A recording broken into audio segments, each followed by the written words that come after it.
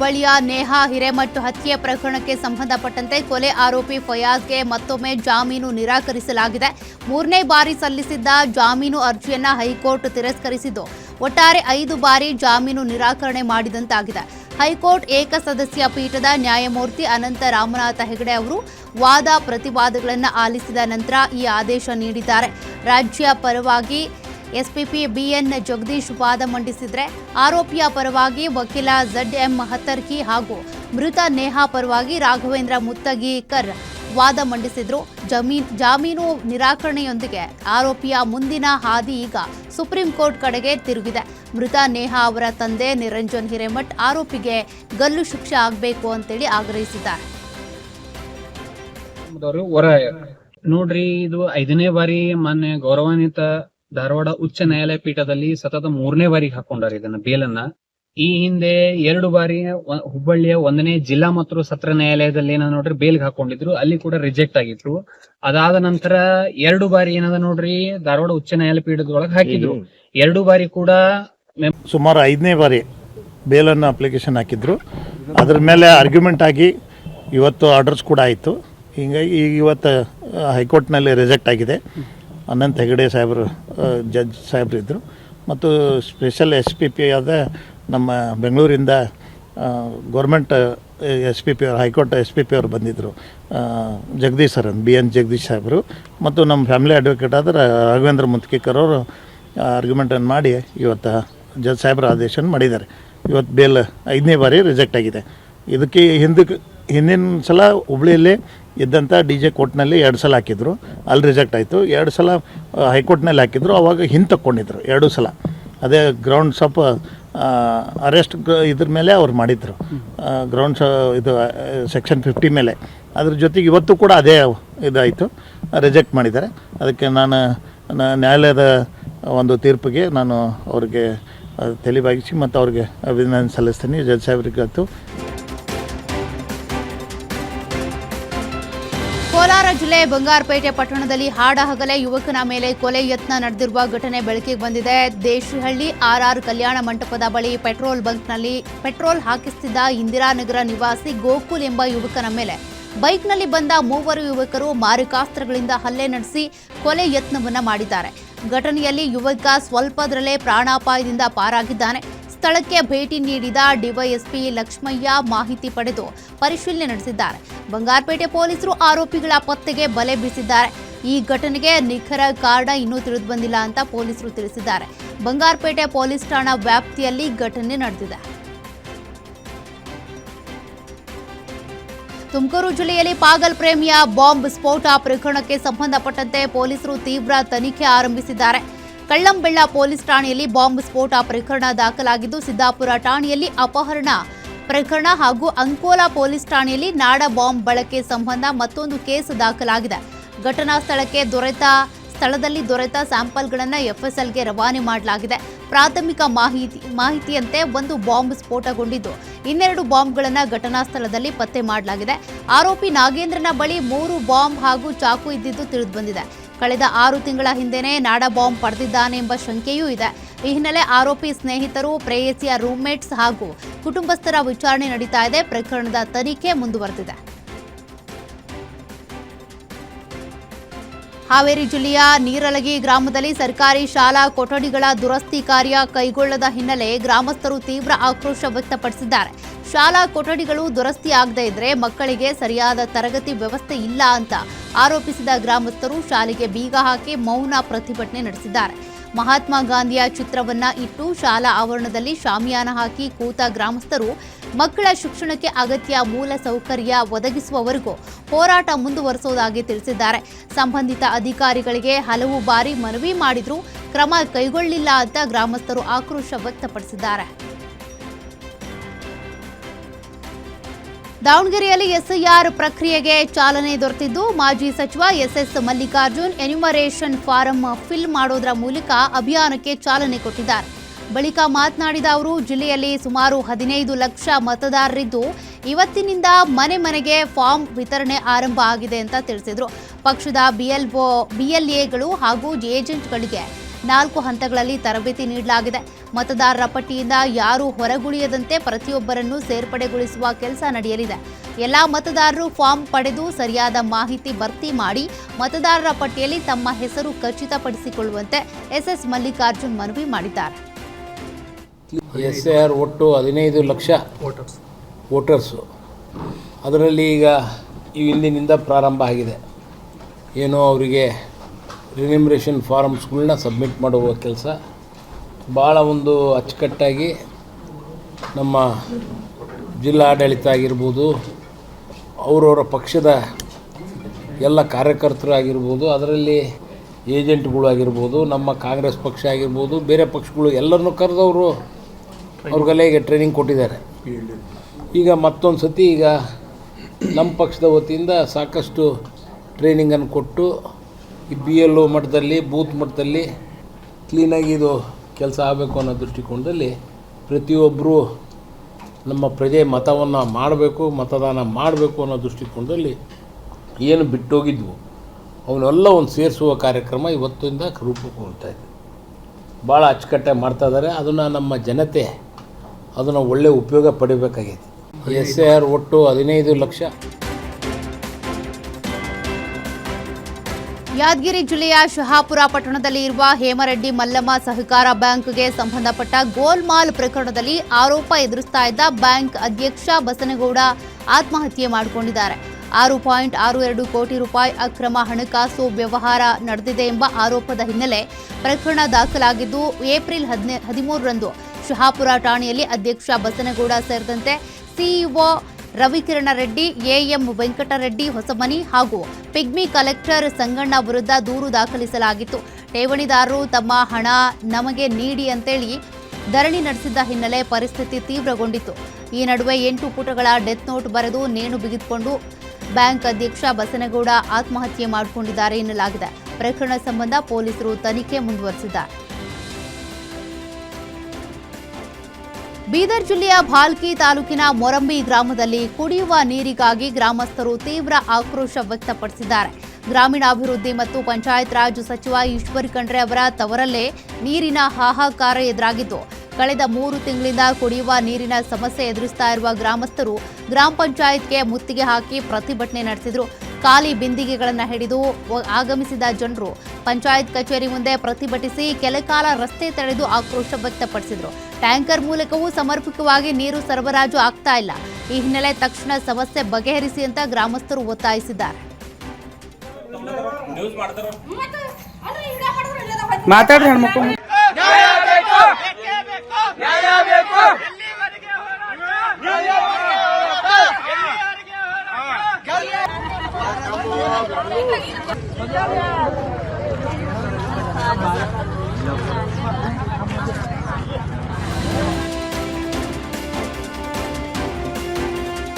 ಮಂಡ್ಯ ಜಿಲ್ಲೆಯಲ್ಲಿ ವಿಶೇಷ ಭೂ ಸ್ವಾಧೀನ ಅಧಿಕಾರಿ ಕಚೇರಿ ಜಪ್ತಿಯಾಗಿರುವ ಘಟನೆ ಸಂಚಲನ ಮೂಡಿಸಿದೆ. ಕೆಆರ್ಪೇಟೆ ತಾಲೂಕಿನ ನಾಲೆ ನಿರ್ಮಾಣಕ್ಕಾಗಿ 15 ಗ್ರಾಮಗಳ ರೈತರ ಭೂಮಿ ವಶಪಡಿಸಿಕೊಂಡು 15 ವರ್ಷಗಳೇ ಕಳೆದರೂ ಪರಿಹಾರ ನೀಡದ ಹಿನ್ನೆಲೆ ರೈತರು ನ್ಯಾಯಾಲಯದ ಮೊರೆ ಹೋಗಿದ್ರು. ಕೋರ್ಟ್ ಆದೇಶದ ಬಳಿಕವೂ ಅಧಿಕಾರಿಗಳು ಪರಿಹಾರ ನೀಡದ ಕಾರಣ ಸಿವಿಲ್ ಕೋರ್ಟ್ ಕಚೇರಿಗೆ ಜಪ್ತಿ ಆದೇಶಿಸಲಾಗಿತ್ತು.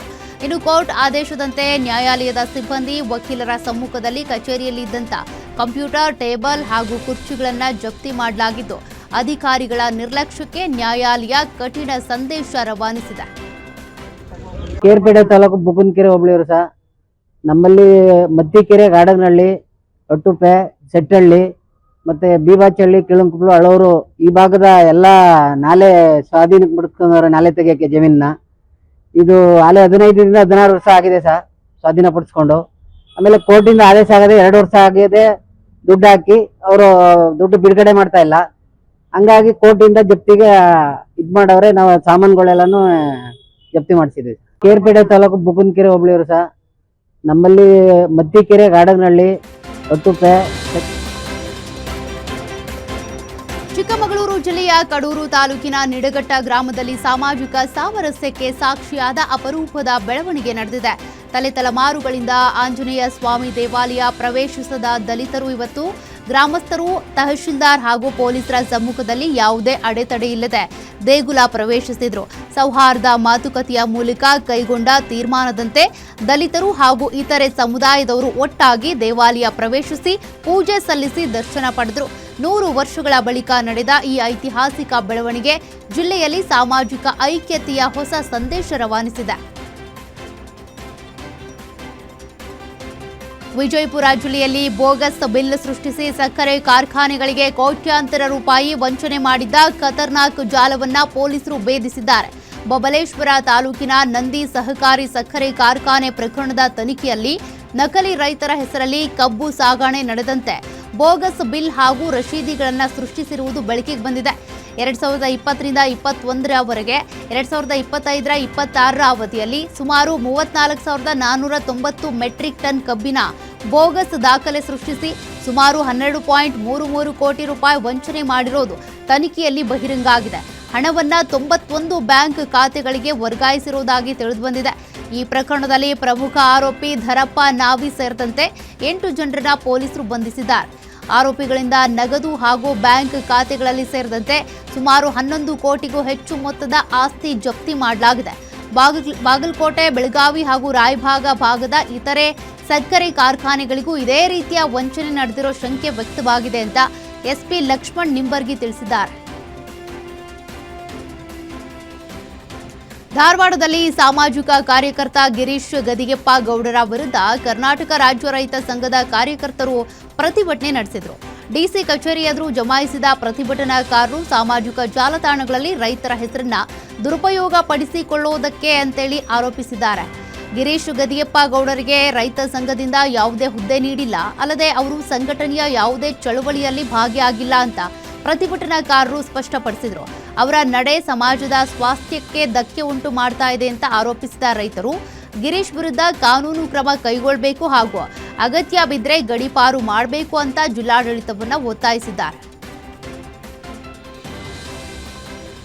ಧಾರವಾಡ ಜಿಲ್ಲೆಯ ಕುರುಡಿಕೇರಿ ಗ್ರಾಮದಲ್ಲಿ ಎಸ್ಸಿ ಸಮುದಾಯಕ್ಕೆ ಸರ್ಕಾರ ನೀಡಿದ್ದ ಸಾಗುವಳಿ ಜಮೀನನ್ನ ಮರು ವಾಪಸ್ ಪಡೆಯುವ ನಿರ್ಧಾರಕ್ಕೆ ಗ್ರಾಮಸ್ಥರು ತೀವ್ರ ವಿರೋಧ ವ್ಯಕ್ತಪಡಿಸಿದ್ದಾರೆ. ಈ ಹಿನ್ನೆಲೆ ಧಾರವಾಡ ಡಿಸಿ ಕಚೇರಿ ಎದುರು ನೂರಾರು ರೈತರು ಪ್ರತಿಭಟನೆ ನಡೆಸಿದರು. ಈ ಹಿಂದೆ ಸರ್ಕಾರ ನೂರಾರು ಕುಟುಂಬಗಳಿಗೆ ಸಾಗುವಳಿ ಜಮೀನು ನೀಡಿತ್ತು. ಆದರೆ ಇದೀಗ ಅದೇ ಜಾಗದಲ್ಲಿ ಶಾಲೆ ನಿರ್ಮಾಣ ಮಾಡುವುದಕ್ಕೆ ಉದ್ದೇಶಿಸಿರೋದ್ರಿಂದ ಜಮೀನು ಮರು ಪಡೆಯುವ ಪ್ರಕ್ರಿಯೆ ಆರಂಭವಾಗಿದೆ ಎಂಬ ಮಾಹಿತಿ ಹೊರಬಂದಿದೆ. ಇದನ್ನ ವಿರೋಧಿಸಿದ ಗ್ರಾಮಸ್ಥರು ನಮಗೆ ನೀಡಿದ ಜಮೀನನ್ನ ಉಳಿಸಬೇಕು ಅಂತ ಆಗ್ರಹಿಸಿದ್ದಾರೆ. ಸ್ಥಳದಲ್ಲಿ ಕೆಲ ಕಾಲ ಉದ್ವಿಗ್ನ ವಾತಾವರಣ ನಿರ್ಮಾಣವಾಗಿದ್ದು ಅಧಿಕಾರಿಗಳು ರೈತರ ಮನವೊಲಿಸುವ ಪ್ರಯತ್ನ ನಡೆಸಿದ್ದಾರೆ. ಬಾಗಲಕೋಟೆಯಲ್ಲಿ ಬರಗಾಲ ಪರಿಸ್ಥಿತಿ ನಿರ್ವಹಣೆ ಕುರಿತ ಸಭೆಯಲ್ಲಿ ಹಿರಿಯ ಅಧಿಕಾರಿಗಳ ನಡೆಗೆ ಸಚಿವ ಎಂಬಿ ಪಾಟೀಲ್ ತೀವ್ರ ಅಸಮಾಧಾನ ವ್ಯಕ್ತಪಡಿಸಿದರು. ನಗರದಲ್ಲಿನ 30 ಹೊಸ ಬೋರ್ವೆಲ್ಗಳಿಗೆ ಇನ್ನೂ ಆರ್ಆರ್ ನಂಬರ್ ನೀಡದಿರುವ ಕುರಿತು ಹೆಸ್ಕಾಂ ವಿರುದ್ಧ ಗಂಭೀರ ಆರೋಪಗಳು ಕೇಳಿಬಂದಿವೆ. 3 ವರ್ಷಗಳ ಹಿಂದೆ ಹಾಕಿರುವ ಬೋರ್ವೆಲ್ಗಳಿಗೂ ಸಂಪರ್ಕ ವಿಳಂಬ ಆಗಿರುವುದಕ್ಕೆ ಸಚಿವರು ಅಧಿಕಾರಿಗಳನ್ನ ತರಾಟೆಗೆ ತೆಗೆದುಕೊಂಡರು. ಸಭೆಯಲ್ಲಿ ಬಿಟಿಡಿಎ ಹಾಗೂ ಹೆಸ್ಕಾಂ ಅಧಿಕಾರಿಗಳು ತಪ್ಪು ಮಾಹಿತಿ ನೀಡಿದ ಕಾರಣ ಇದು ಅಸಹ್ಯಕರ ನಡೆ ಅಂತ ಗರಂ ಆದ ಸಚಿವರು 2 ದಿನಗಳ ಒಳಗೆ ಎಲ್ಲಾ ಬೋರ್ವೆಲ್ಗಳಿಗೆ ವಿದ್ಯುತ್ ಸಂಪರ್ಕ ನೀಡುವಂತೆ ಸೂಚಿಸಿದ್ದಾರೆ. ವಿಫಲ ಆದರೆ ಸಸ್ಪೆನ್ಷನ್ ಶಿಫಾರಸು ಮಾಡುವುದಾಗಿ ಎಚ್ಚರಿಕೆ ಕೊಟ್ಟಿದ್ದಾರೆ. ದಾವಣಗೆರೆ ಜಿಲ್ಲೆ ಚಿಗಟೇರಿ ಜಿಲ್ಲಾಸ್ಪತ್ರೆಯಲ್ಲಿ ಆಕ್ಸಿಜನ್ ಸಿಲಿಂಡರ್ ಸ್ಫೋಟಗೊಂಡು ಆಪರೇಷನ್ ಥಿಯೇಟರ್ನಲ್ಲಿ ಬೆಂಕಿ ಕಾಣಿಸಿಕೊಂಡ ಅವಘಡ ಸಂಭವಿಸಿದೆ. ಏಕಾಏಕಿ ಸಂಭವಿಸಿದ ಸ್ಫೋಟದಿಂದ ದಟ್ಟ ಹೊಗೆ ಆವರಿಸಿ ಆಸ್ಪತ್ರೆ ಆವರಣದಲ್ಲಿ ಆತಂಕದ ವಾತಾವರಣ ನಿರ್ಮಾಣ ಆಗಿದೆ. ಮಾಹಿತಿ ದೊರೆತಾ ಇದ್ದಂತೆ ಅಗ್ನಿಶಾಮಕ ದಳ ಸಿಬ್ಬಂದಿ ಸ್ಥಳಕ್ಕೆ ಧಾವಿಸಿ ಬೆಂಕಿ ನಂದಿಸಿದ್ದಾರೆ. ಆಸ್ಪತ್ರೆ ಸಿಬ್ಬಂದಿ ಹಾಗೂ ರೋಗಿಗಳನ್ನು ಸುರಕ್ಷಿತ ಸ್ಥಳಕ್ಕೆ ಸ್ಥಳಾಂತರಿಸಲಾಗಿದ್ದು ಆರೋಗ್ಯ ಇಲಾಖೆ ಅಧಿಕಾರಿಗಳು ಸ್ಥಳಕ್ಕೆ ಭೇಟಿ ನೀಡಿ ಪರಿಶೀಲನೆ ನಡೆಸಿದರು. ಇನ್ನು ಘಟನೆಯ ನಿಖರ ಕಾರಣದ ಕುರಿತು ತನಿಖೆ ಮುಂದುವರೆದಿದೆ. ರಾಯಚೂರು ಜಿಲ್ಲೆ ದೇವದುರ್ಗ ತಾಲೂಕಿನ ಗುಂಟ್ರಾಳ ಗ್ರಾಮದ ಸರ್ಕಾರಿ ಶಾಲೆಯಲ್ಲಿ ಬೆಚ್ಚಿ ಬೀಳಿಸುವ ಘಟನೆಯೊಂದು ನಡೆದಿದೆ. ಶಾಲಾ ಆವರಣದಲ್ಲಿ ನಡೀತಾ ಇದ್ದ ಅನೈತಿಕ ಚಟುವಟಿಕೆಗಳನ್ನು ನಿಲ್ಲಿಸುವಂತೆ ಬುದ್ಧಿವಾದ ಹೇಳಿದ್ದಕ್ಕೆ ಕಿಡಿಗೇಡಿಗಳು ಶಾಲೆಯ ಕೋಣೆಗೆ ಬೆಂಕಿ ಹಚ್ಚಿಬಿಟ್ಟಿದ್ದಾರೆ. ಜೂನ್ 27ರ ರಾತ್ರಿ ನಡೆದ ಈ ಘಟನೆಯಲ್ಲಿ 1ನೇ ತರಗತಿ ಮಕ್ಕಳಿಗೆ ಸೇರಿದ್ದ ಸಮವಸ್ತ್ರಗಳು ಹಾಗೂ ಪಠ್ಯ ಪುಸ್ತಕಗಳು ಸುಟ್ಟು ಭಸ್ಮ ಆಗಿವೆ. ಶಿಕ್ಷಕ ರಾಮಸ್ವಾಮಿ ಹಾಗೂ ಎಸ್ಡಿಎಂಸಿ ಸದಸ್ಯರು ಹಲವು ಬಾರಿ ಎಚ್ಚರಿಕೆ ನೀಡಿದರೂ ಕೂಡ ಕಿಡಿಗೇಡಿಗಳ ಹಾವಳಿ ಮುಂದುವರೆದಿತ್ತು. ಘಟನೆ ನಡೆದು 3 ದಿನಗಳಾದರೂ ಗಬ್ಬೂರು ಪೊಲೀಸರು ಎಫ್ಐಆರ್ ದಾಖಲು ಮಾಡಿಕೊಂಡಿಲ್ಲ ಎನ್ನುವ ಆರೋಪವೂ ಇದೆ.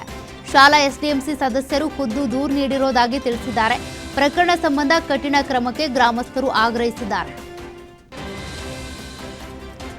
ಚಿಕ್ಕಮಗಳೂರು ಜಿಲ್ಲೆಯ ಮಲೆನಾಡು ಭಾಗದಲ್ಲಿ ನಿರಂತರವಾಗಿ ಸಾಧಾರಣ ಮಳೆಯಾಗ್ತಾ ಇದ್ದು ಜೀವನದಿಗಳಾದ ತುಂಗಾ ಹಾಗೂ ಭದ್ರಾ ನದಿಗಳಲ್ಲಿ ನೀರಿನ ಪ್ರಮಾಣ ಏರಿಕೆಯಾಗಿದೆ. ಕಳಸಾ ತಾಲೂಕಿನ ಕುದುರೆಮುಖ, ಶೃಂಗೇರಿ ಹಾಗೂ ಕೆರೆಕಟ್ಟೆ ಘಟ್ಟ ಪ್ರದೇಶಗಳಲ್ಲಿ ನಿನ್ನೆ ಮಧ್ಯಾಹ್ನದಿಂದ ನಿರಂತರ ಮಳೆ ಮುಂದುವರೆದಿದ್ದು ಭದ್ರಾ ನದಿಯ ಅಬ್ಬರ ಹೆಚ್ಚಾಗಿದೆ. ಸೇತುವೆ ಕಾಮಗಾರಿಗಾಗಿ ನದಿ ದಡದಲ್ಲಿ ನಿಲ್ಲಿಸಿದ್ದ ಕ್ರೇನ್ ನೀರಿನ ಏರಿಕೆಯಿಂದಾಗಿ ನದಿಯಲ್ಲೇ ಮುಳುಗಡೆ ಆಗಿಬಿಟ್ಟಿದೆ. ಮಳೆ ಹೆಚ್ಚಾದ ಹಿನ್ನೆಲೆ ರೈತರು ಹಾಗೂ ಬೆಳೆಗಾರರಲ್ಲಿ ಸಂತಸ ಕಂಡುಬಂದಿದ್ದು ಅಂತರ್ಜಲ ವೃದ್ಧಿಗಾಗಿ ಇದೇ ರೀತಿಯ ಮಳೆ ಮುಂದುವರಿಲಿ ಅಂತ ಮಲೆನಾಡು ಜನರು ಆಶಿಸಿದ್ದಾರೆ. ಮಲೆನಾಡಿನ 5 ತಾಲೂಕುಗಳಲ್ಲಿ ಮಳೆ ಇನ್ನೂ ಮುಂದುವರೆದಿದೆ. ಉಡುಪಿ ಕರಾವಳಿಯ ಆಳ ಸಮುದ್ರದಲ್ಲಿ ಅಪಾಯಕ್ಕೆ ಸಿಲುಕಿದ್ದ 6 ಮೀನುಗಾರರನ್ನ ಭಾರತೀಯ ಕೋಸ್ಟ್ ಗಾರ್ಡ್ ಯೋಧರು ಸಮಯೋಚಿತ ಕಾರ್ಯಾಚರಣೆ ನಡೆಸಿ ಸುರಕ್ಷಿತವಾಗಿ ರಕ್ಷಿಸಿದ್ದಾರೆ. ಉಡುಪಿಯ ಮಂಜು ಮಾತಾ ಮೀನುಗಾರಿಕಾ ಬೋಟ್ನ ತಳಭಾಗಕ್ಕೆ ಹಾನಿಯಾಗಿ ಬೋಟ್ನೊಳಗಡೆ ನೀರು ನುಗ್ಗಲಾರಂಭಿಸಿದ್ರಿಂದ ಮೀನುಗಾರರು ಸಮುದ್ರದಿಂದ ತುರ್ತು ಸಂದೇಶ ರವಾನಿಸಿದ್ರು. ಮಾಹಿತಿ ಸಿಕ್ಕ ತಕ್ಷಣ ಕೋಸ್ಟ್ ಗಾರ್ಡ್ನ ಸಚೇತ ಹಡಗು ಕಾರ್ಯಾಚರಣೆಗೆ ಧಾವಿಸಿತ್ತು. ಪ್ರತಿಕೂಲ ಹವಾಮಾನ ಹಾಗೂ ಅಲೆಗಳ ನಡುವೆ ಕೂಡ ಸುಮಾರು 90 ನಿಮಿಷಗಳ ಕಾರ್ಯಾಚರಣೆ ನಡೆಸಿದ ಯೋಧರು ರಿಮೋಟ್ ಆಪರೇಟೆಡ್ ಲೈಫ್ ಬಾಯ್ಸ್ ಬಳಸಿ ಎಲ್ಲಾ 6 ಮೀನುಗಾರರನ್ನ ಸುರಕ್ಷಿತವಾಗಿ ರಕ್ಷಿಸಿದ್ದಾರೆ. ಕೋಸ್ಟ್ ಗಾರ್ಡ್ ಯೋಧರ ಈ ಕಾರ್ಯಕ್ಕೆ ವ್ಯಾಪಕ ಪ್ರಶಂಸೆ ವ್ಯಕ್ತವಾಗಿದೆ. ದಾವಣಗೆರೆ ತಾಲೂಕು ಅನಗೋಡು ಬಳಿ ಚಲಿಸ್ತಾ ಇದ್ದ ಲಾರಿಗೆ ಹಿಂಬದಿಯಿಂದ ಮತ್ತೊಂದು ಲಾರಿ ಡಿಕ್ಕಿ ಹೊಡೆದ ಪರಿಣಾಮ ಅಪಘಾತ ಸಂಭವಿಸಿದೆ. ತೀವ್ರತೆಗೆ ಹಿಂಬದಿ ಲಾರಿ ಚಾಲಕ ವಾಹನದೊಳಗೆ ಸಿಲುಕೊಂಡಿದ್ದು ಈತ ಅಸ್ಸಾಂ ಮೂಲದ ಅಬ್ದುಲ್ ಲತೀಫ್ ಅಂತ ಗುರುತಿಸಲಾಗಿದೆ. ಸ್ಥಳೀಯರು ಮಾಹಿತಿ ನೀಡ್ತಾ ಇದ್ದಂತೆ ಅಗ್ನಿಶಾಮಕ ಸಿಬ್ಬಂದಿ ಸ್ಥಳಕ್ಕೆ ಧಾವಿಸಿ ಸಿಲುಕಿಕೊಂಡಿದ್ದ ಚಾಲಕನನ್ನ ರಕ್ಷಿಸಿದ್ದಾರೆ. ಕೆಲ ಕಾಲದ ಕಠಿಣ ಪ್ರಯತ್ನದ ಬಳಿಕ ಚಾಲಕನನ್ನ ಸುರಕ್ಷಿತವಾಗಿ ಹೊರತೆಗೆದು ಆಸ್ಪತ್ರೆಗೆ ದಾಖಲಿಸಲಾಗಿದೆ. ದಾವಣಗೆರೆ ಗ್ರಾಮಾಂತರ ಪೊಲೀಸ್ ಠಾಣಾ ವ್ಯಾಪ್ತಿಯಲ್ಲಿ ಈ ಘಟನೆ ನಡೆದಿದೆ. ಇಂದು ಅಂತಾರಾಷ್ಟ್ರೀಯ ಮಾದಕ ವ್ಯಸನ ಮತ್ತು ಅಕ್ರಮ ಕಳ್ಳ ಸಾಗಾಣಿಕೆ ವಿರೋಧಿ ದಿನಾಚರಣೆ. ಆ ಹಿನ್ನೆಲೆ ಬೆಂಗಳೂರಿನ ಕಂಠೀರವ ಕ್ರೀಡಾಂಗಣದಲ್ಲಿ ಬೃಹತ್ ಜಾಗೃತಿ ಕಾರ್ಯಕ್ರಮ ಹಮ್ಮಿಕೊಳ್ಳಲಾಗಿತ್ತು. ರಾಜ್ಯ ಪೊಲೀಸ್ ಇಲಾಖೆ ವತಿಯಿಂದ ಆಯೋಜಿಸಿದ್ದ ಈ ಅರಿವು ಕಾರ್ಯಕ್ರಮವನ್ನು ಮುಖ್ಯಮಂತ್ರಿಗಳಾದ ಡಿಕೆ ಶಿವಕುಮಾರ್ ಉದ್ಘಾಟಿಸಿದ್ದು ಉಪಮುಖ್ಯಮಂತ್ರಿ ಜಿ ಪರಮೇಶ್ವರ್ ಹಾಗೂ ಗೃಹ ಸಚಿವ ಪ್ರಿಯಾಂಕ್ ಖರ್ಗೆ ಮುಖ್ಯ ಅತಿಥಿಯಾಗಿ ಭಾಗಿಯಾಗಿದ್ದರು. ಇನ್ನು ಈ ಕಾರ್ಯಕ್ರಮದಲ್ಲಿ ವಿವಿಧ ಶಾಲಾ ಕಾಲೇಜುಗಳ 7,000ಕ್ಕೂ ಅಧಿಕ ವಿದ್ಯಾರ್ಥಿಗಳು ಭಾಗಿಯಾಗಿದ್ದಾರೆ. ರಾಜ್ಯದಾದ್ಯಂತ ವಿವಿಧ ಜಿಲ್ಲೆಗಳಲ್ಲಿನ ಶಾಲಾ ಕಾಲೇಜುಗಳ 5 ಲಕ್ಷ ವಿದ್ಯಾರ್ಥಿಗಳು ಆನ್ಲೈನ್ ಮೂಲಕ ಭಾಗಿಯಾಗಿದ್ದರು. ಈ ರೀತಿ ಭಾಗಿಯಾಗಿದ್ದ ವಿದ್ಯಾರ್ಥಿಗಳಿಗೆ ಆಯಾ ವಿಭಾಗ ಪೊಲೀಸ್ ಅಧಿಕಾರಿಗಳು ಮಾದಕ ವ್ಯಸನದಿಂದ ಆಗೋ ಪರಿಣಾಮಗಳ ಬಗ್ಗೆ ಜಾಗೃತಿ ಮೂಡಿಸಿ ಮಾದಕ ವ್ಯಸನದಿಂದ ದೂರ ಇರೋದರ ಬಗ್ಗೆ ಪ್ರತಿಜ್ಞಾ ವಿಧಿಯನ್ನು ಬೋಧಿಸಿದ್ದಾರೆ.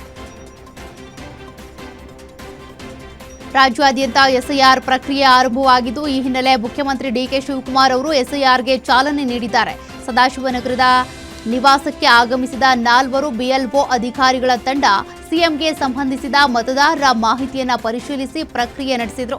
ಈ ವೇಳೆ ಅಧಿಕಾರಿಗಳು ಎಸ್ಐಆರ್ ಪ್ರಕ್ರಿಯೆಯ ಬಗ್ಗೆ ವಿವರ ನೀಡಿದ್ದು ಡಿಕೆ ಶಿವಕುಮಾರ್ ಅವರು ಅಗತ್ಯ ಮಾಹಿತಿ ಪಡೆದುಕೊಂಡಿದ್ದಾರೆ. ಮತದಾರರ ಪಟ್ಟಿಯ ನವೀಕರಣ ಹಾಗೂ ಪರಿಶೀಲನೆ ಕಾರ್ಯವನ್ನು ರಾಜ್ಯಾದ್ಯಂತ ತೀವ್ರಗೊಳಿಸಲಾಗಿದ್ದು ಮನೆ ಮನೆಗೆ ಭೇಟಿ ನೀಡುವ ಮೂಲಕ ಪ್ರಕ್ರಿಯೆ ಮುಂದುವರಿಯಲಿದೆ. ರಾಜ್ಯದ ತಮಿಳುನಾಡು ಗಡಿ ಭಾಗದಲ್ಲಿ ಕಾಡಾನೆ ಉಪಟಳದ ಆತಂಕ ಮತ್ತೊಮ್ಮೆ ಎದುರಾಗಿದೆ. ತಮಿಳುನಾಡಿನ ತಳಿ ಸಮೀಪದ ದೇವರ ಬೆಟ್ಟ ಬಳಿ ಕಾಡಿನಿಂದ ನಾಡಿನತ್ತ ಬರೋದಕ್ಕೆ ಯತ್ನಿಸಿದ ಕಾಡಾನೆಗಳು ರೊಚ್ಚಿಗೆದ್ದು ಕಬ್ಬಿಣದ ತಂತಿ ಬೇಲಿಯನ್ನ ಧ್ವಂಸಗೊಳಿಸಿದ ದೃಶ್ಯ ಮೊಬೈಲ್ ಕ್ಯಾಮೆರಾದಲ್ಲಿ ಸೆರೆಯಾಗಿದೆ. ಹಲವು ಬಾರಿ ತಂತಿ ಬೇಲಿ ದಾಟೋದಕ್ಕೆ ಶತ ಪ್ರಯತ್ನ ನಡೆಸಿದ್ರೂ ಕೂಡ ಸಾಧ್ಯವಾಗದೆ ಕೊನೆಗೆ ಕಾಡಿನತ್ತ ವಾಪಸ್ ತೆರಳಿದೆ. ಈ ಘಟನೆ ಗಡಿ ಭಾಗದ ಗ್ರಾಮಸ್ಥರಲ್ಲಿ ಆತಂಕ ಮೂಡಿಸಿದ್ದು ಅರಣ್ಯ ಇಲಾಖೆ ಎಚ್ಚರಿಕೆ ವಹಿಸುವಂತೆ ಸ್ಥಳೀಯರು ಆಗ್ರಹಿಸಿದ್ದಾರೆ. ಹಾವೇರಿ ಜಿಲ್ಲೆಯ ಹಾನಗಲ್ ತಾಲೂಕಿನ ನರೇಗಲ್ಲ ಗ್ರಾಮದಲ್ಲಿ ಕಾರ ಹುಣ್ಣಿಮೆ ಆಚರಣೆ ವೇಳೆ 2 ಸಮುದಾಯಗಳ ನಡುವೆ ನಡೆದ ಗಲಾಟೆ ಪ್ರಕರಣಕ್ಕೆ ಹೊಸ ತಿರುವು ಸಿಕ್ಕಿದೆ. ಹೋರಿ ಓಡಿಸುವ ಸಂದರ್ಭದಲ್ಲಿ ಪಟಾಕಿ ಸಿಡಿಸಿದ ವಿಚಾರಕ್ಕೆ ಮಾತಿನ ಚಕಮಕಿ ಆರಂಭವಾಗಿ ಬಳಿಕ 2 ಗುಂಪುಗಳ ನಡುವೆ ಭೀಕರ ಹೊಡೆದಾಟ ನಡೆದಿದೆ. ಈ ವೇಳೆ ಕುಡುಗೋಲು ಹಾಗೂ ಇತರೆ ಹರಿತವಾದ ಆಯುಧಗಳಿಂದ ಹಲ್ಲೆ ನಡೆದಿರುವ ಆರೋಪವೂ ಕೇಳಿಬಂದಿದ್ದು ಘಟನೆಯಲ್ಲಿ 8ಕ್ಕೂ ಹೆಚ್ಚು ಮಂದಿ ಗಾಯಗೊಂಡಿದ್ದಾರೆ. ಗಲಾಟೆಯ ದೃಶ್ಯಗಳು ಸಿಸಿಟಿವಿಯಲ್ಲಿ ಸೆರೆಯಾಗಿದ್ದು ಘಟನೆಗೆ ಸಂಬಂಧಪಟ್ಟ ಎಕ್ಸ್ಕ್ಲೂಸಿವ್ ದೃಶ್ಯಗಳು ಲಭ್ಯವಾಗಿವೆ. ಗಾಯಗೊಂಡ ಸ್ನೇಹಿತರನ್ನ ಕಂಡು ಮತ್ತೊಂದು ಗುಂಪು ಕೂಡ ಪ್ರತಿದಾಳಿ ನಡೆಸಿದ ಪರಿಣಾಮ ಪರಿಸ್ಥಿತಿ ಉದ್ವಿಗ್ನಗೊಂಡಿದೆ. ಘಟನೆ ಸಂಬಂಧ ಆಡೂರು ಪೊಲೀಸ್ ಠಾಣೆಯಲ್ಲಿ ಪ್ರಕರಣ ದಾಖಲಾಗಿದ್ದು, ಸಿಸಿಟಿವಿ ದೃಶ್ಯಗಳನ್ನು ಆಧರಿಸಿ ಪೊಲೀಸರು ತನಿಖೆ ಮುಂದುವರೆಸಿದ್ದಾರೆ. ಚಾಮರಾಜಪೇಟೆಯಲ್ಲಿ ಮತದಾರರ ಪಟ್ಟಿಯ ವಿಶೇಷ ಪರಿಷ್ಕರಣೆ ಸಂಬಂಧಪಟ್ಟಂತೆ ಕಾಂಗ್ರೆಸ್ ಹಾಗೂ ಬಿಜೆಪಿ ಏಜೆಂಟ್ಗಳ ನಡುವೆ ಗಲಾಟೆ ನಡೆದಿದೆ. ಆರಂಭದಲ್ಲಿ ಬಿಜೆಪಿಯವರ ಜೊತೆ ಸಭೆ ನಡೆಸಲಾಗಿದೆ ಅಂತ ಕಾಂಗ್ರೆಸ್ ಆಕ್ಷೇಪ ವ್ಯಕ್ತಪಡಿಸಿದ್ದು, ತಮ್ಮ ಏಜೆಂಟ್ಗಳನ್ನ ನಿರ್ಲಕ್ಷ್ಯ ಮಾಡಲಾಗಿದೆ ಅಂತ ಆರೋಪಿಸಿದ್ರು. 31 ಮಂದಿ ಬಿಎಲ್ಒಗಳು ಹಾಜರಾಗಬೇಕಾಗಿದ್ರೂ ಕೂಡ ಕೇವಲ 14 ಮಂದಿ ಮಾತ್ರ ಬಂದಿರೋದನ್ನ ಕಾಂಗ್ರೆಸ್ ಪ್ರಶ್ನಿಸಿ, ಸಂಪೂರ್ಣ ತಂಡ ಇಲ್ಲದೆ ಎಸ್ಐಆರ್ ಪ್ರಕ್ರಿಯೆ ಮುಂದುವರಿಯೋದಕ್ಕೆ ಬಿಡಲ್ಲ ಅಂತ ಪಟ್ಟು ಹಿಡಿದಿದ್ರು. ಮತ್ತೊಂದೆಡೆ ಬಿಜೆಪಿ 11 ಜನರನ್ನ ಕಳುಹಿಸಿ ಪ್ರಕ್ರಿಯೆ ಮುಂದುವರಿಸುವುದಾಗಿ ಹೇಳಿತು. ಸಭೆಯಲ್ಲಿ ತೀವ್ರ ವಾಗ್ವಾದ ಉಂಟಾಗಿದ್ದು, ಪರಿಸ್ಥಿತಿ ನಿಯಂತ್ರಿಸುವುದಕ್ಕೆ ಅಧಿಕಾರಿಗಳು ಹರಸಾಹಸ ಪಟ್ಟಿದ್ದಾರೆ. ಶಾಸಕ ಪ್ರದೀಪ್ ಈಶ್ವರ್ ವಿರುದ್ಧ ನಡೆದ ದಬ್ಬಾಳಿಕೆ ಪ್ರಕರಣದ ಕುರಿತು ಮಾಜಿ ಮುಖ್ಯಮಂತ್ರಿ ಸಿದ್ದರಾಮಯ್ಯ ತೀವ್ರ ಅಸಮಾಧಾನ ವ್ಯಕ್ತಪಡಿಸಿದ್ದಾರೆ. ಪ್ರದೀಪ್ ಈಶ್ವರ್ ಅವರನ್ನ ತಮ್ಮ ನಿವಾಸಕ್ಕೆ ಕರೆಸಿಕೊಂಡು ಘಟನೆಯ ಸಂಪೂರ್ಣ ಮಾಹಿತಿ ಪಡೆದ ಸಿದ್ದರಾಮಯ್ಯ ಉಪಮುಖ್ಯಮಂತ್ರಿ ಜಿ ಪರಮೇಶ್ವರ್ ಅವರ ಜೊತೆಯಲ್ಲೇ ಅಧಿಕಾರಿಗಳೊಂದಿಗೆ ಚರ್ಚೆ ನಡೆಸಿದರು. ನಂತರ ಜಿಲ್ಲಾಧಿಕಾರಿಗೆ ಕರೆ ಮಾಡಿದ ಸಿದ್ದರಾಮಯ್ಯ ಘಟನೆಯಲ್ಲಿ ಪೊಲೀಸ್ ಹಾಗೂ ಆಡಳಿತ ಯಂತ್ರದ ನಿರ್ಲಕ್ಷ್ಯ ಕುರಿತು ತೀವ್ರ ತರಾಟೆಗೆ ತೆಗೆದುಕೊಂಡ್ರು. ಶಾಸಕನ ಮೇಲೆ ದಬ್ಬಾಳಿಕೆ ನಡೆದಾಗ ಏನ್ ಮಾಡ್ತಾ ಇದ್ರಿ ಅಂತ ಪ್ರಶ್ನಿಸಿದ ಅವರು ಜಿಲ್ಲಾ ಪೊಲೀಸ್ ವರಿಷ್ಠಾಧಿಕಾರಿಯ ಪಾತ್ರದ ಬಗ್ಗೆನೂ ಪ್ರಶ್ನೆ ಎತ್ತಿದ್ರು. ಈ ಸಂಬಂಧ ಈಗಾಗಲೇ ಕೆಲವರ ಬಂಧನ ನಡೆದಿರೋದಾಗಿ ಜಿಲ್ಲಾಧಿಕಾರಿ ಮಾಹಿತಿ ಕೊಟ್ಟರು. ನಂತರ ಪ್ರಕರಣದ ತನಿಖೆಗೆ ಡಿಸಿಪಿ ನೇತೃತ್ವದಲ್ಲಿ ಎನ್ಕ್ವೈರಿ ಕಮಿಷನ್ ರಚಿಸೋದಕ್ಕೆ ತೀರ್ಮಾನ ಕೈಗೊಳ್ಳಲಾಗಿದ್ದು, ಪ್ರಿಯಾಂಕ್ ಖರ್ಗೆ ಹಾಗೂ ಪರಮೇಶ್ವರ್ ಅವರ ಒಪ್ಪಿಗೆ ಮೇರೆಗೆ ಕಮಿಟಿ ನೇಮಕಗೊಂಡಿದೆ.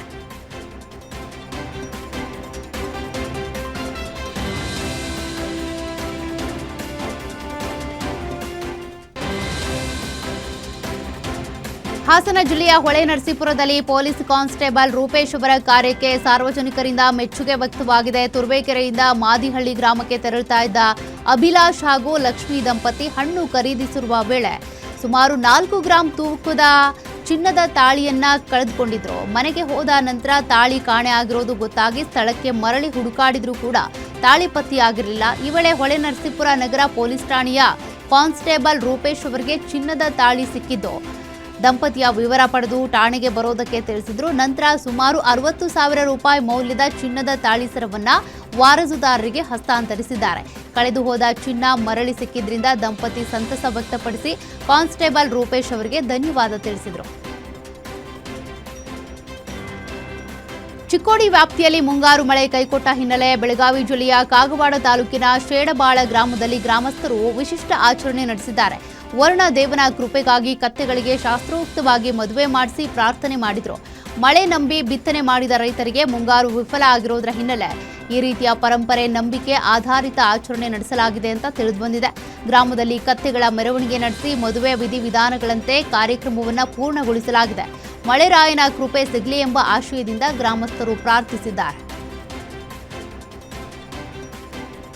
ಅಧಿಕಾರ ವಹಿಸಿಕೊಂಡ ದಿನದಿಂದ ಕೃಷ್ಣ ಭೈರೇಗೌಡ ಫುಲ್ ಆಕ್ಟಿವ್ ಆಗಿದ್ದಾರೆ. ಇನ್ನು ಅಧಿಕಾರಿಗಳ ಜೊತೆ ದಿನಕ್ಕೊಂದು ಮೀಟಿಂಗ್ ಮಾಡ್ತಿದ್ದಾರೆ. ಪಶು ಸಂಗೋಪನೆ ಇಲಾಖೆಯ ಅಧಿಕಾರಿಗಳ ಜೊತೆ ಸಭೆ ನಡೆಸಿದ ವೇಳೆ ಗರಂ ಆದ್ರು. ಸಂತಾನಹರಣ ಚಿಕಿತ್ಸೆ ಹೆಸರಲ್ಲಿ ಕೋಟಿ ಖರ್ಚು ಮಾಡಿದ್ರು ನಾಯಿಗಳ ಸಂಖ್ಯೆ ಕಡಿಮೆ ಆಗದಿದ್ದಕ್ಕೆ ಕೃಷ್ಣ ಭೈರೇಗೌಡ ಕೆಂಡಾಮಂಡಲ ಆದ್ರು. ಇಷ್ಟು ದಿನ ಎಷ್ಟು ನಾಯಿಗಳಿಗೆ ಸಂತಾನಹರಣ ಮಾಡಿದ್ದೀರಿ? ಸಂತಾನಹರಣ ಮಾಡಿದ್ರೂ ಕೂಡ ನಾಯಿಗಳ ಸಂಖ್ಯೆ ಹೆಚ್ಚಾಗೋದಕ್ಕೆ ಕಾರಣ ಏನು? ಸಂತಾನಹರಣ ಲೆಕ್ಕ ಕೇಳಿ ಅಧಿಕಾರಿಗಳಿಗೆ ಕೃಷ್ಣ ಭೈರೇಗೌಡ ತರಾಟೆಗೆ ತೆಗೆದುಕೊಂಡರು. ಬೆಂಗಳೂರಿನಲ್ಲಿ ನಾಗರಿಕ ಸಮಾಜ ತಲೆ ತಗ್ಗಿಸುವಂತ ಘಟನೆಯೊಂದು ನಡೆದಿದೆ. ಅಮೃತಹಳ್ಳಿ ಪೊಲೀಸ್ ಠಾಣೆಯ ಪಿಎಸ್ಐ ಪ್ರವೀಣ್ ವಿರುದ್ಧ ಕೊಲೆ ಪ್ರಕರಣದ ಆರೋಪಿಗಳ ವಿಚಾರಣೆ ವೇಳೆ ಅಮಾನವೀಯ ಹಾಗೂ ಅಸಭ್ಯ ವರ್ತನೆ ನಡೆಸಿದ ಗಂಭೀರ ಆರೋಪ ಕೇಳಿಬಂದಿದೆ. ಆರೋಪಿಗಳಿಗೆ ವಿಕೃತ ಕೃತ್ಯಗಳನ್ನ ಮಾಡೋದಕ್ಕೆ ಒತ್ತಡ ಹೇರಿ ಅದನ್ನ ಮೊಬೈಲ್ನಲ್ಲಿ ಚಿತ್ರೀಕರಿಸಿ ಬಳಿಕ ವಿಡಿಯೋಗಳನ್ನು ವೈರಲ್ ಮಾಡಿದ ಆರೋಪವೂ ಕೂಡ ಅವರ ಮೇಲಿದೆ. ಪ್ರಕರಣ ಗಂಭೀರ ಸ್ವರೂಪ ಪಡ್ಕೊಳ್ತಾ ಇದ್ದಂತೆ ಡಿಸಿಪಿ ಮಿಥುನ್ ಪಿಎಸ್ಐ ಪ್ರವೀಣ್ ಅವರನ್ನ ಅಮಾನತುಗೊಳಿಸಿದ್ದು ನಂತರ ಬಂಧಿಸಲಾಗಿದೆ. ಈ ಸಂಬಂಧ ಕೊತ್ತನೂರು ಪೊಲೀಸ್ ಠಾಣೆಯಲ್ಲಿ ವಿವಿಧ ಗಂಭೀರ ಸೆಕ್ಷನ್ಗಳ ಅಡಿಯಲ್ಲಿ ಪ್ರಕರಣ ದಾಖಲಾಗಿದ್ದು ತನಿಖೆ ನಡೀತಾ ಇದೆ. ಚಿತ್ರದುರ್ಗ ಜಿಲ್ಲೆ ಕುರುಬರಹಳ್ಳಿ ಗ್ರಾಮದಲ್ಲಿ ಹಳೆ ವೈಷಮ್ಯದ ಹಿನ್ನೆಲೆ ಮಹಿಳೆಯ ಮೇಲೆ ಮಾರಣಾಂತಿಕ ಹಲ್ಲೆ ನಡೆದಿರುವ ಘಟನೆ ಬೆಳಕಿಗೆ ಬಂದಿದೆ. ಅದೇ ಗ್ರಾಮದ ಸ್ವಾಮಿ ಎಂಬ ಯುವಕ ಲತಾ ಎಂಬ ಮಹಿಳೆಯ ಮೇಲೆ ಗಂಭೀರವಾಗಿ ಹಲ್ಲೆ ನಡೆಸಿದ್ದು ಗಂಭೀರವಾಗಿ ಗಾಯಗೊಂಡ ಮಹಿಳೆ ಜಿಲ್ಲಾ ಆಸ್ಪತ್ರೆಯಲ್ಲಿ ಚಿಕಿತ್ಸೆ ಪಡಿತಾ ಇದ್ದಾರೆ. ಆರೋಪಿಯು ಕೊಲೆ ಬೆದರಿಕೆ ಹಾಕಿ ಹೋಗಿದ್ದಾನೆ. ಆರೋಪಿಯನ್ನ ಬಂಧಿಸಿದ ಚಿತ್ರದುರ್ಗ ಗ್ರಾಮಾಂತರ ಠಾಣೆ ಪೊಲೀಸರು ನಿರ್ಲಕ್ಷ್ಯ ತೋರಿದ್ದಾರೆ ಅಂತ ಗಾಯಾಳು ಲತಾ ಆರೋಪಿಸಿದ್ದು, ನ್ಯಾಯ ಕೇಳೋದಕ್ಕೆ ಠಾಣೆಗೆ ಹೋದಾಗ ಸಿಪಿಐ ಬಾಲಚಂದ್ರ ನಾಯ್ಕ್ ಕೇಸ್ ಹಾಕೋದಾಗಿ ಬೆದರಿಕೆ ಹಾಕಿದ್ರು ಅನ್ನುವಂಥ ಆರೋಪವು ಕೇಳಿಬಂದಿದೆ. ತಕ್ಷಣ ಆರೋಪಿ ಬಂಧನಕ್ಕೆ ಕ್ರಮ ಕೈಗೊಳ್ಳುವಂತೆ ಮಹಿಳೆ ಒತ್ತಾಯಿಸಿದ್ದಾರೆ. ಈ ಕುರಿತು ಚಿತ್ರದುರ್ಗ ಗ್ರಾಮಾಂತರ ಠಾಣೆಯಲ್ಲಿ ಪ್ರಕರಣ ದಾಖಲಾಗಿದೆ. ಜಿಬಿಎ ಚುನಾವಣೆಯನ್ನ ಗಮನದಲ್ಲಿಟ್ಟುಕೊಂಡು ಜೆಡಿಎಸ್ ಪಕ್ಷ ಸಂಘಟನೆಗೆ ವೇಗ ನೀಡಿದೆ. ಬೆಂಗಳೂರಿನಲ್ಲಿ ವಿಶೇಷವಾಗಿ ಬೆಂಗಳೂರು ದಕ್ಷಿಣ ನಗರ ಪಾಲಿಕೆ ವ್ಯಾಪ್ತಿಯಲ್ಲಿ ಪಕ್ಷವನ್ನ ಬಲಪಡಿಸುವ ಕಾರ್ಯ ಆರಂಭವಾಗಿದ್ದು, ಯುವಕರನ್ನ ಪಕ್ಷದತ್ತ ಸೆಳೆಯುವ ತಂತ್ರಕ್ಕೆ ಮಾಜಿ ಮುಖ್ಯಮಂತ್ರಿ ಎಚ್.ಡಿ. ಕುಮಾರಸ್ವಾಮಿ ಒತ್ತು ನೀಡಿದ್ದಾರೆ. ರಮೇಶ್ ಗೌಡ ನೇತೃತ್ವದಲ್ಲಿ ಯುವ ನಾಯಕತ್ವಕ್ಕೆ ಅವಕಾಶ ಕಲ್ಪಿಸುತ್ತಿರುವ ಜೆಡಿಎಸ್ ಬೊಮ್ಮನಹಳ್ಳಿ ವಿಧಾನಸಭಾ ಕ್ಷೇತ್ರದಲ್ಲಿ ಎಂ ನರಸಿಂಹ ಬಾಬು ಅವರಿಗೆ ಪ್ರಮುಖ ಜವಾಬ್ದಾರಿ ನೀಡಿದೆ. ಮುಂಬರುವ ಜಿಬಿಎ ಚುನಾವಣೆಯಲ್ಲಿ ಉತ್ತಮ ಸಾಧನೆ ಮಾಡುವ ಗುರಿಯೊಂದಿಗೆ ಎಚ್.ಡಿ. ಕುಮಾರಸ್ವಾಮಿ ಸಂಘಟನೆಗೆ ಹೊಸ ಚೈತನ್ಯ ತುಂಬುವ ಪ್ರಯತ್ನ ನಡೆಸಿದ್ದಾರೆ.